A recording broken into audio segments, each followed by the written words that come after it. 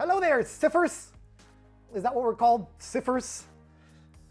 I am Fede Lozano, and I am really excited and honored to have the chance to reach out to you guys today through this video. There's several purposes to me reaching out. I want to go through them as quickly as possible because I know you guys are really busy individuals. But Megan, Amanda, and I have been planning this for quite some time now. We are uber excited. And so given that we're so much looking forward to our short 2 hours together for our self, stress, and impact workshop, we thought it would be really cool if we asked you guys for a big favor.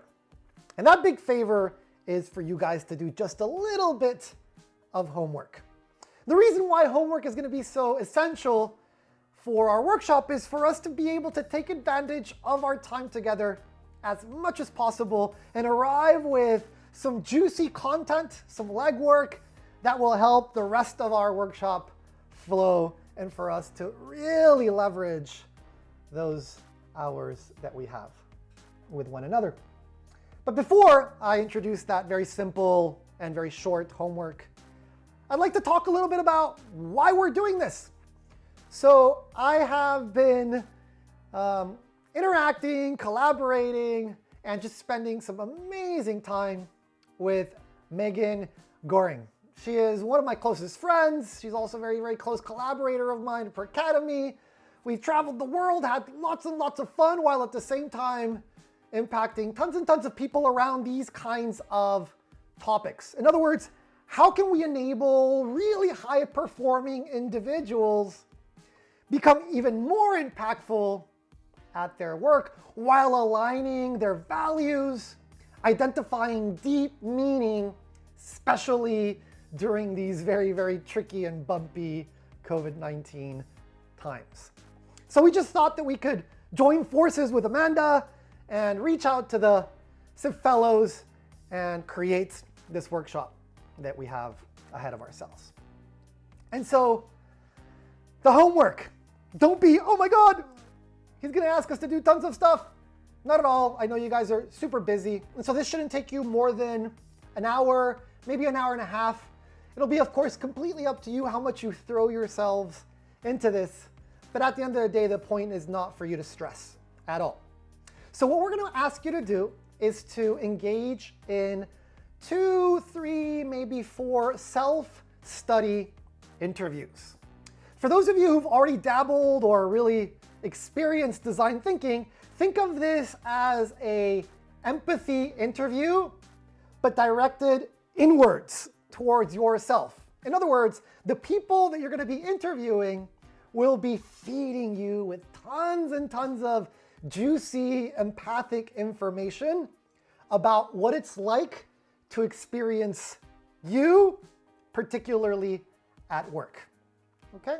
So the goal here is to learn as much as possible about ourselves, about our unknown unknowns, which we're going to be talking a lot about during the workshop, right? Our blind sides, areas for development, areas where we shine, right? We don't spend enough time really digging deep inwards. We spend a lot of time really impacting the world outwards. And so what could these potential conversations look like? Well, they serve 3 main goals.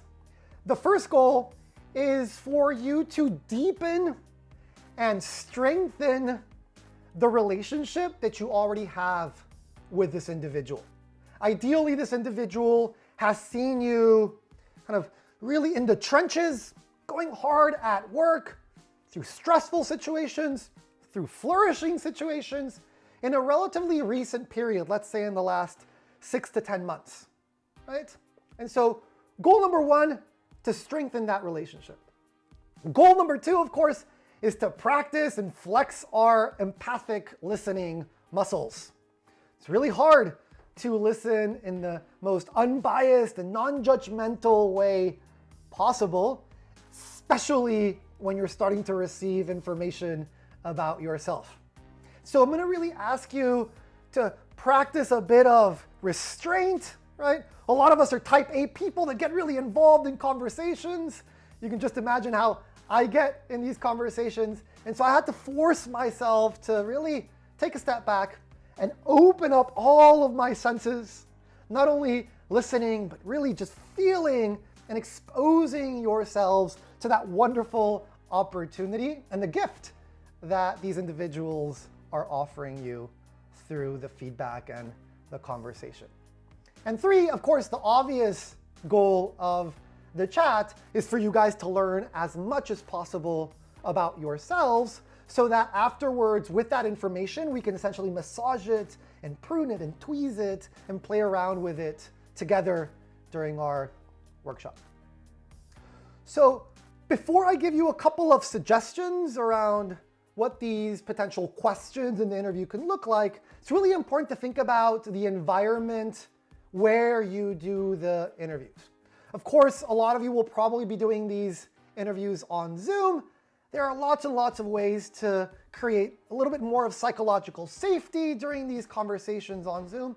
You can plan them in advance, right? Hopefully during these 2.5 weeks, you'll have time to do that. Let the individual know why you're reaching out, right? It's really important to lower the stress levels, not only for you, but for her as well, right? So that when you do arrive, you're at a much more relaxed environment, right? You're both chugging on your tea, for example, and you're having more of a chat than an official interview. All right, so now to the questions, suggestions. I've done this on myself, by the way, and I've come across several questions that work quite well. And so one question is, for example, what do you notice and experience as you interact with me, right? So let them really think about how you behave in certain experiences. And so you can extend that question of what do you notice and experience when I'm at my best, for example, or when I'm thriving, or for example, when I am very present or sharp, right? The moments where you are really shining. And on the flip side, you can ask the same question around the moments where you have heightened levels of stress, right? Where you seem to be in different places or in many places at once, so that you can cover both sides. The times when you are really, really nailing it and the times when you really need to develop your skills further. You can imagine that a lot of the information that you will receive will be surprising. Some of it won't be the easiest to receive.